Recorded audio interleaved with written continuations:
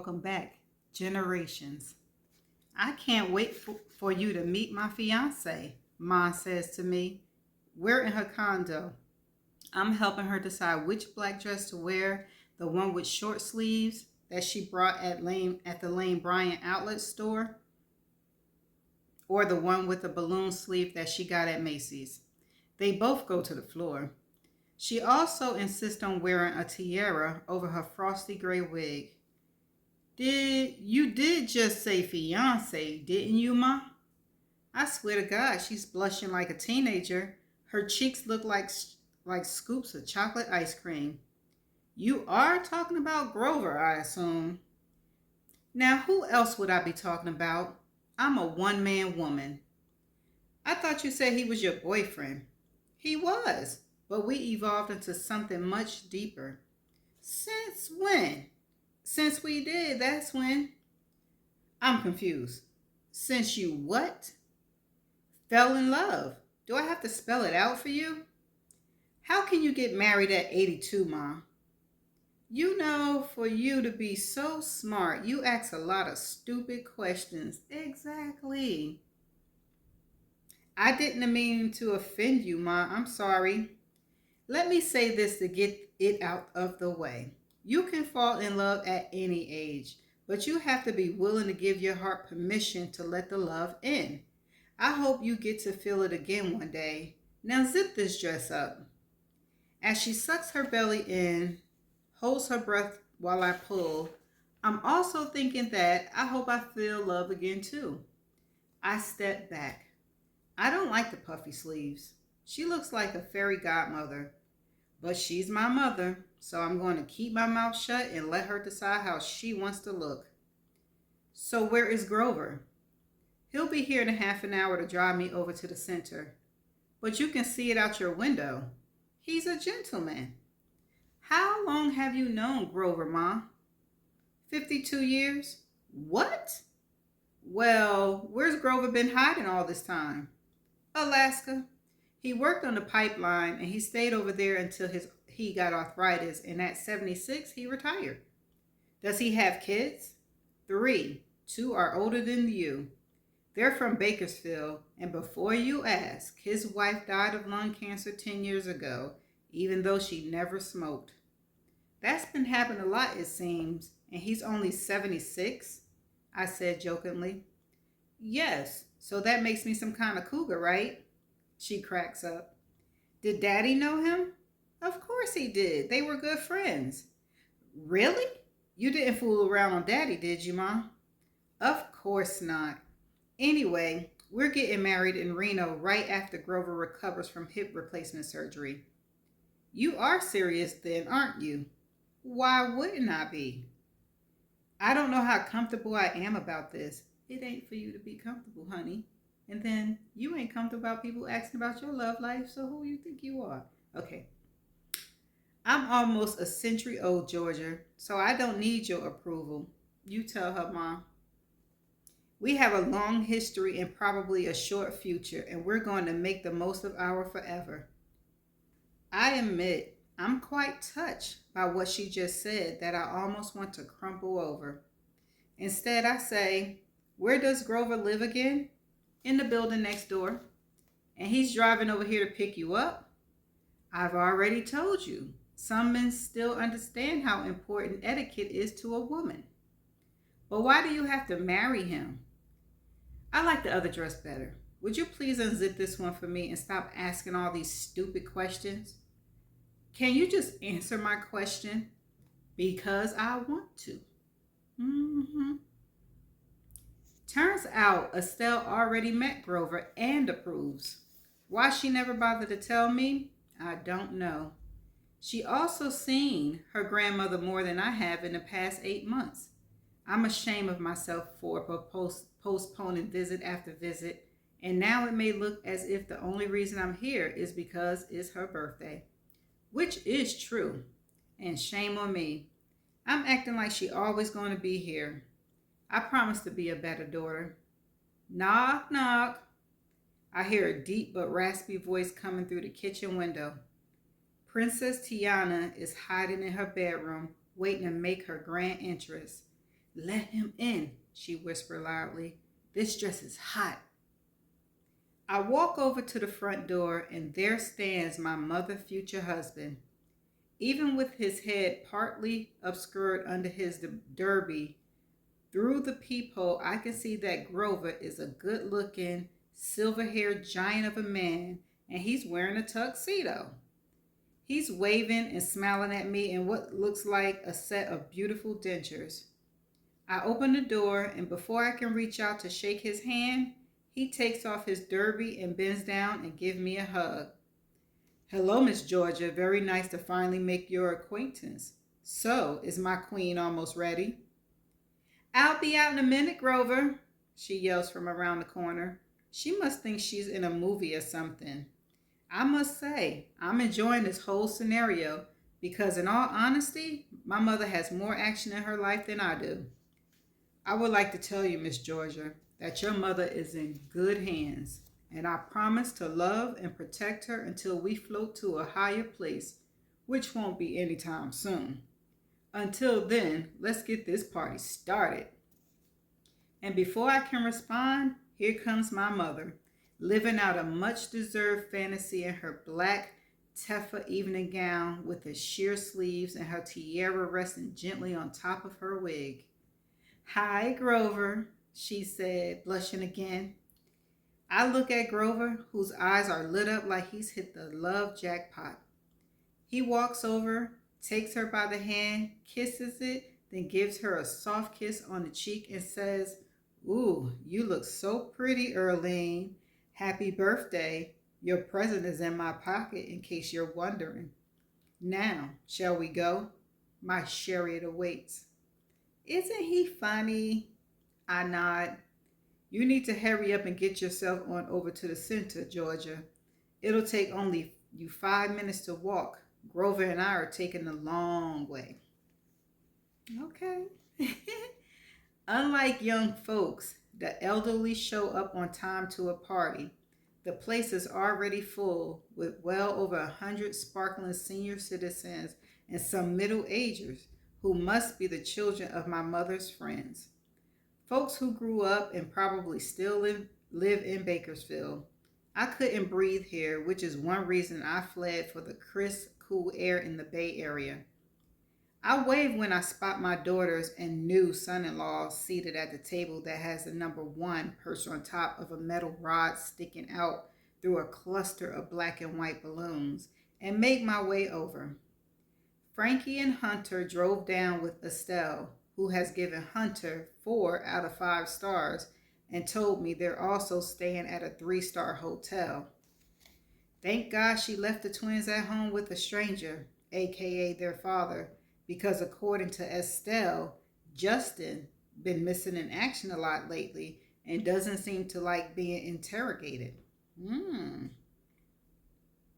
said something was going on, didn't I? Estelle has been, oh no, we knew that already. It was Wanda, I was wondering. Okay, we already knew Estelle and Justin. Okay.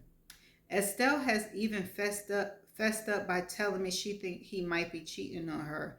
But when she confronted him, Justin vehemently denied it. The DJ, who must be in his late 60s, is testing his speakers. His hair is slicked back and stops at his neck.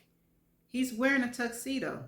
I can't wait to hear what he's going to play and see who's going to dance, because there's a fair share of people in wheelchairs, but even most of them look like they're ready to party. I bend down and kiss my daughters. Estelle is wearing black and Frankie white. You both look gorgeous, I say. Thank you, Mamacita, Estelle says without standing, and she reaches up to kiss me back. God, does she look like a female version of her dad when he was young? She's wearing a dress I gave her for Christmas a few years ago. A silk scarf is wrapped around her neck like clouds. Hi, Mom, Hunter says, pretty dapper in a black suit and a white shirt. You look very pretty, he says to me. Thank you, and you clean up well. His grin, he grins wide. So, Mom, Frankie says, you're looking pretty sexy, and I'll take that dress off your hands when you get tired of it. You ready to get down? Yes, I am. I'll just pretend this is Studio 54. What's that? Never mind, I say.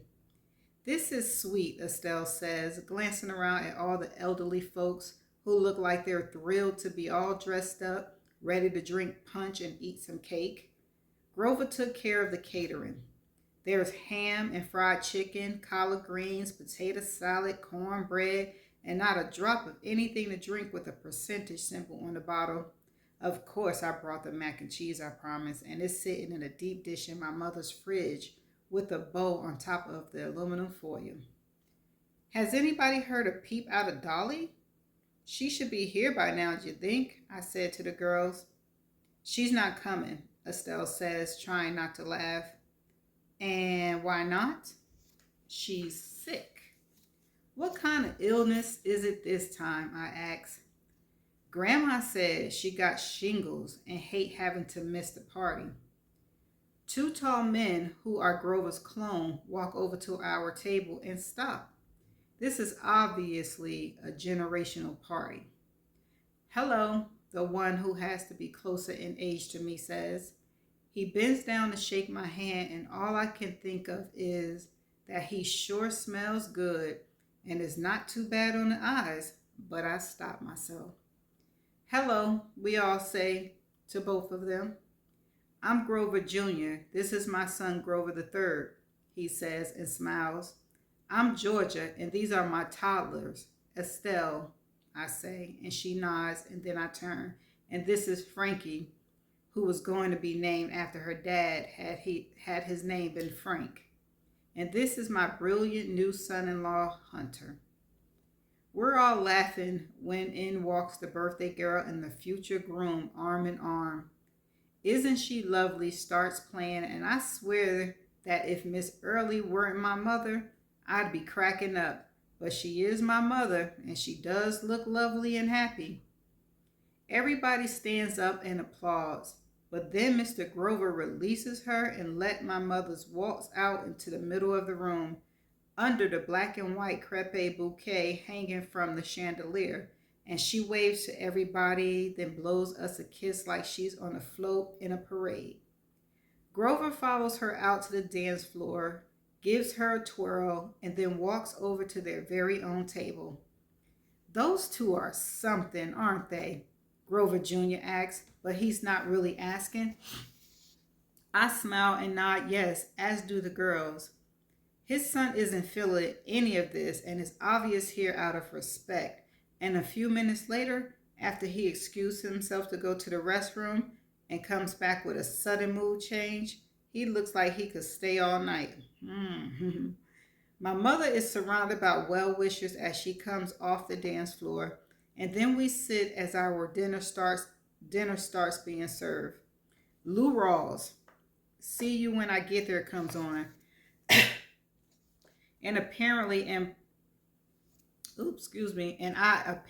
am pantomiming the lyrics. Ooh, that's a word, y'all.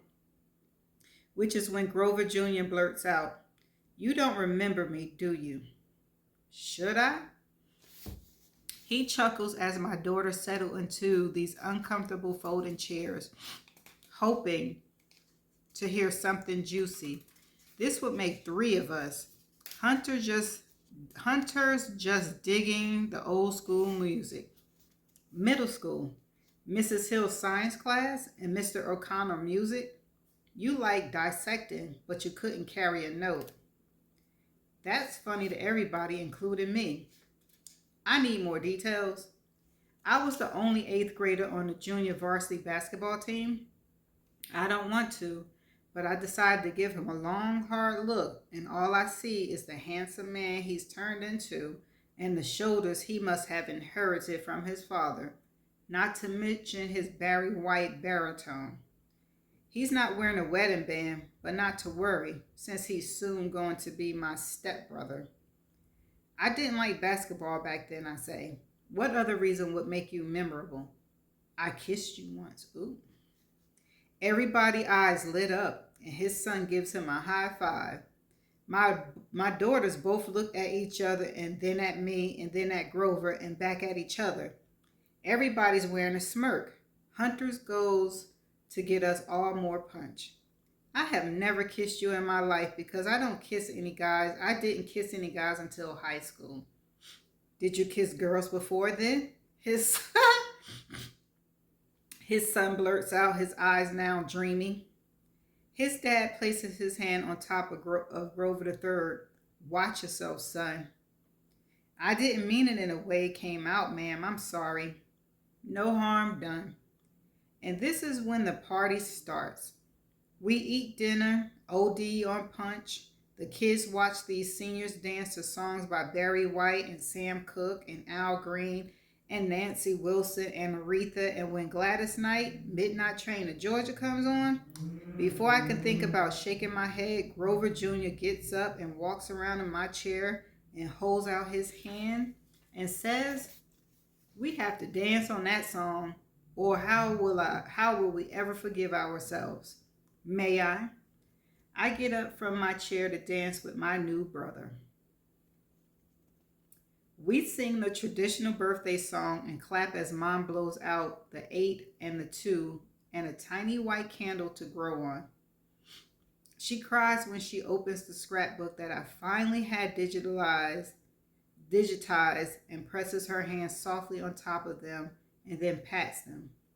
Of course, there are boxes and boxes of C's candy that I pray she don't eat. At least 5 Lee Child thrillers because she says she loves Jack Reacher, and cash because she's told everybody she couldn't be bothered with gift cards. Grover gives her a small diamond ring that she holds up before putting her hand on her chest. The party is supposed to be over at 10, but my daughters and Hunter leaves about 9:30 because Estelle says she needs to be on the road by 6 the next morning. Ma and the elder Grover are over by the door saying their goodbyes. And I've been sitting here trying not to fall in love with Grover Jr. every time he smiles, which has been a lot. And I'm surprised when my breast started throbbing after he tells me he lived in New York and was a stockbroker for almost 30 years, but took early retirement because he was simply burned out. How'd you know you were burned out? Well, maybe burned out isn't entirely accurate. I was tired of thinking about money. I was tired of being driven by it, tired of worrying about it, but especially tired of losing it. So does that mean you don't have any? I asked in a tone meant to produce another smile, and it does. I hope this doesn't constitute flirting, but if it does, I'm certainly not doing it on purpose. At least I don't think I am. I'm not as dumb as I might look, he says. I still invest, but now I'm trying to find a new road to travel on. How about you? My dad told me you're an optometrist. Optometrist. I am. Well, that's a respectable profession and probably low on the stress richer scale. True, almost to fault. I'm not burned out, just bored and hoping to try my hand at something else next year. Try your hand at what? This is the question I'm hoping to find the answer to. Well, if you had your druthers, what would you rather be doing? I don't know what makes sense. Why does it have to make sense? Well, I'm not rich. I can't just decide to start doing watercolors. What about you, Grover? I'll admit it, I'm confused as hell about what to do next with my life, but I know I've still got time to find it. That's a healthy attitude. I don't have much of a choice because I'm not ready for a rocking chair like father and son. I laugh at that one. Seriously, do you have any hobbies? Nothing I do on a regular basis. I didn't ask you that, did I? Isn't that what a hobby is? Not in my dictionary. I'm talking about something you do that get a lot of pleasure that you get a lot of pleasure from when you're doing it, and not sex. We both laugh at that one. What about you? I asked. He sliced the rickety white chair a little farther away from the table. We're both noticing how few people are left and a small crowd gathering around our parents by the exit door. Okay, while you think about it, I'll go first. I'm all ears, I say. He taps his fingertips a few times on the table, smiles, and suddenly stops. Back in the day, I used to love coaching youngster in basketball every Saturday morning without fail.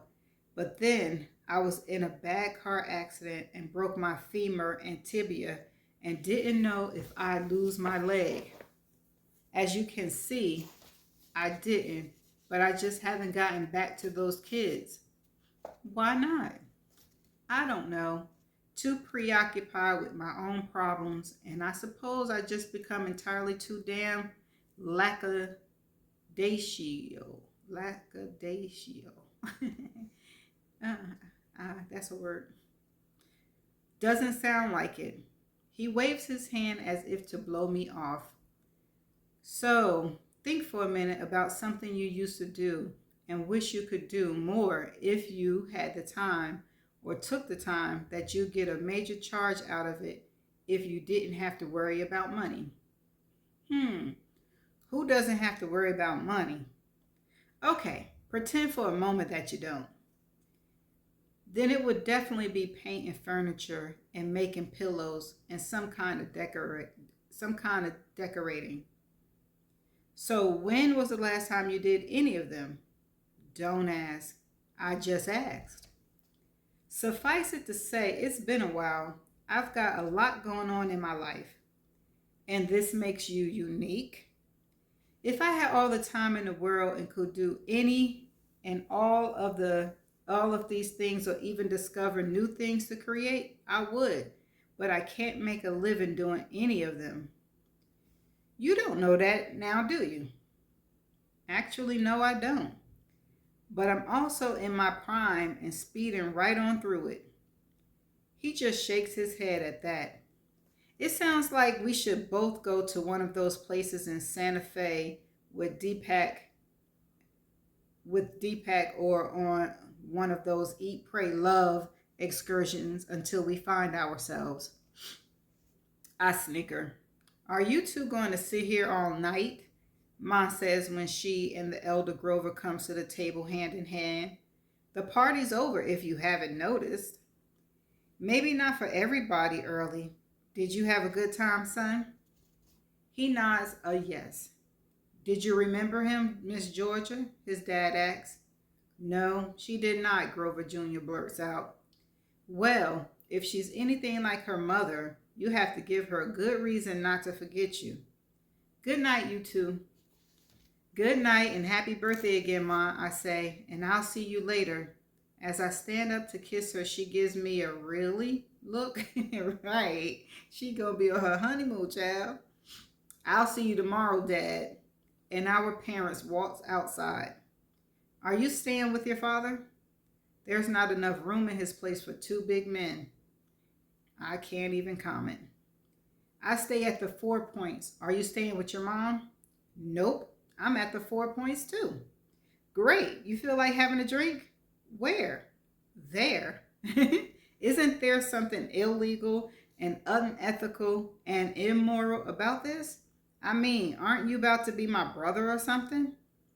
He gets up from his chair and walks over and pulls mine out. When I stand up, my knees feel shaky. I am too damn old for this, and I know it. I haven't felt slutty in years, and yet it feels so good. I don't know if I remember how to have sex with a real man, and I certainly can't let him see me with the lights on. As I turn around and this hunk of a man hands me my black clutch, I realize I don't even think there's enough space between my thick thighs to let anyone slide in there. But I'll give it the college try. I just asked if you'd like to have a drink. Where's your mind, young lady? Young? That's what I said. I follow him to the hotel and we have a drink. And I must sound like I have Tourette's because I just can't seem to shut up. He must be able to tell what's been going through my mind when I said, relax, Georgia. I don't want anything from you except friendships. I'm happily married man. Your mother is marrying my dad, so we're almost family.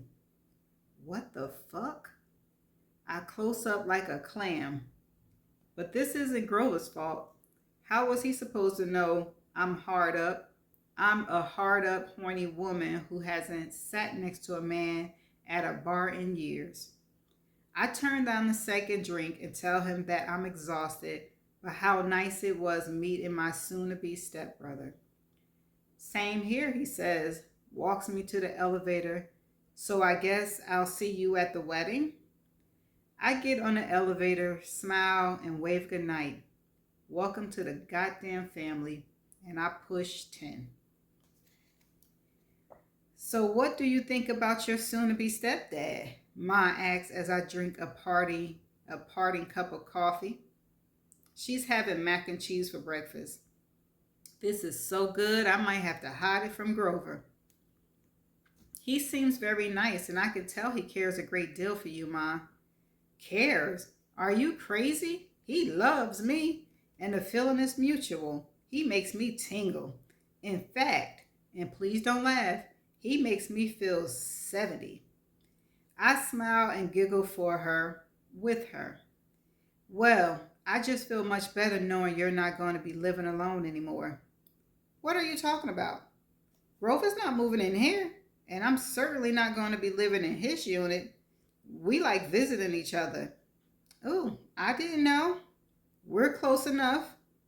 I see. Well, if it's not getting too personal, do you two ever have sleepovers?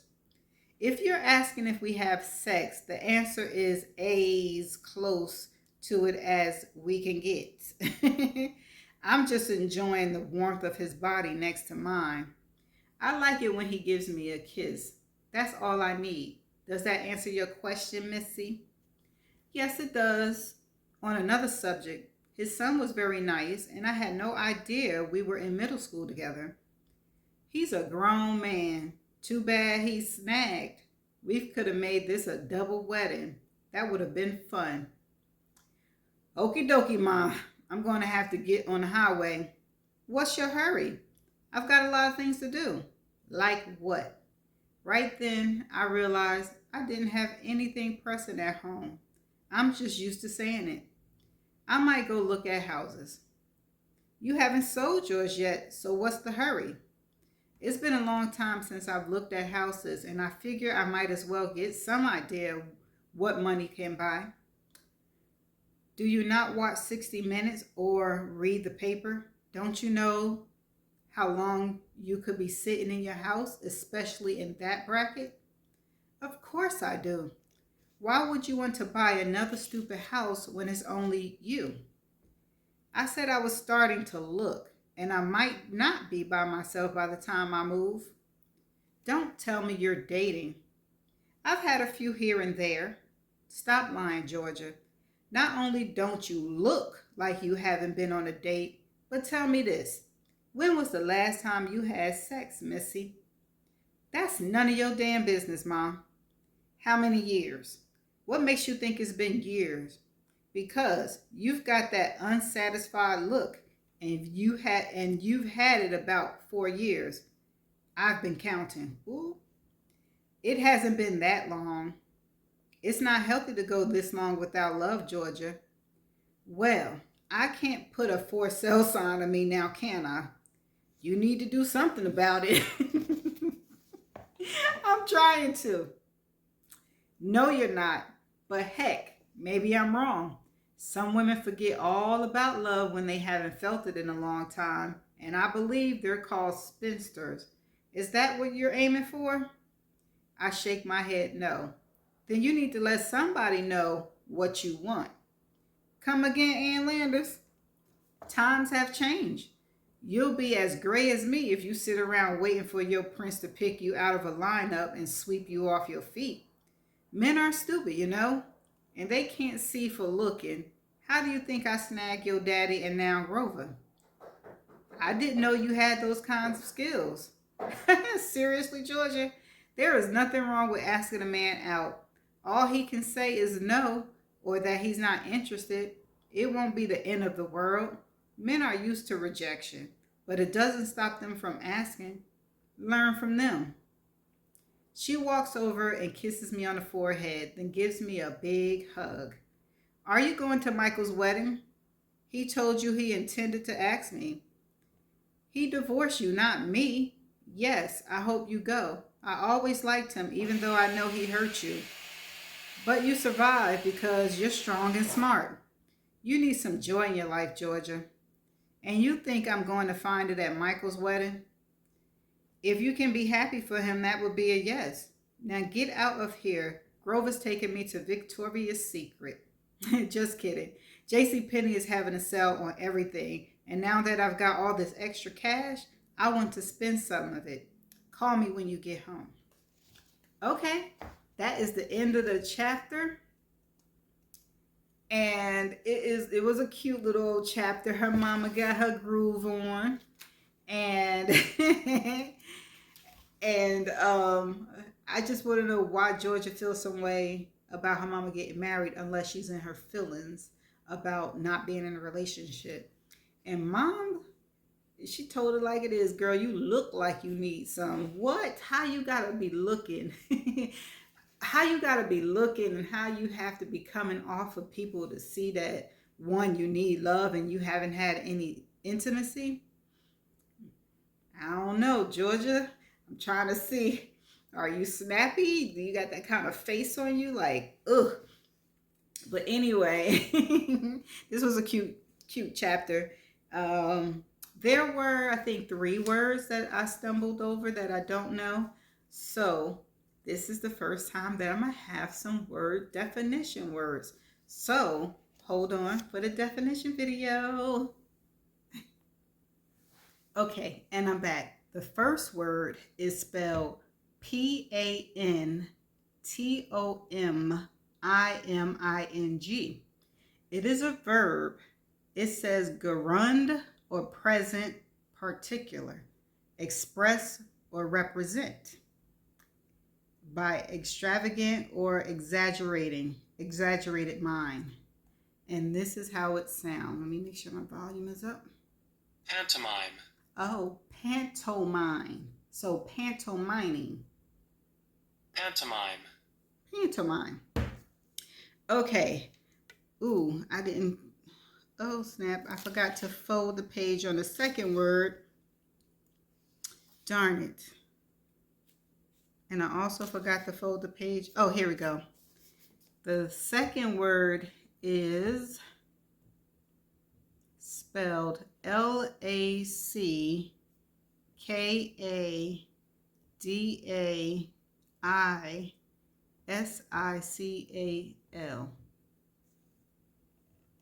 Okay, it is an adjective and is lacking enthusiasm and determination, carelessly lazy. Yeah, I kind of got that. Let's see. Lackadaisical. Lackadaisical. I don't know if I said it right, but I don't think I did.